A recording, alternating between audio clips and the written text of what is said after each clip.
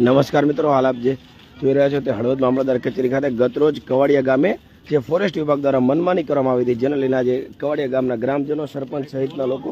આજે આવેદનપત્ર દેવામાં આવ્યા છે અને શું તેમની માંગ છે તે આપણે તમામ વિગતો જાણીશું। હાલ તમે જે પ્રકારે જોઈ રહ્યા છો તે પ્રકારે ગ્રામજનો, સરપંચ અને ગ્રામ પંચાયત સભ્યો સહિતના લોકો આજે